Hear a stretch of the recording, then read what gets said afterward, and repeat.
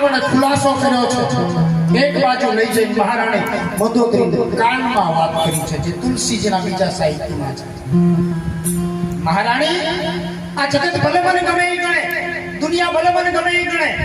પણ તું મારું અર્ધું અંગ હોવા છતાં તું મને ઓળખી નથી તને ખબર છે હું શિવનો પરમ ઉપાસક છું મુક્તિ મારી મુઠ્ઠીમાં છે પણ મહારાણી તને ખબર છે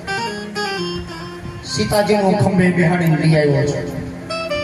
આ જગતમાં ત્રણ સ્ત્રી ખંભે બેહાડાય એક પોતાની માને ખંભે બેહાડાય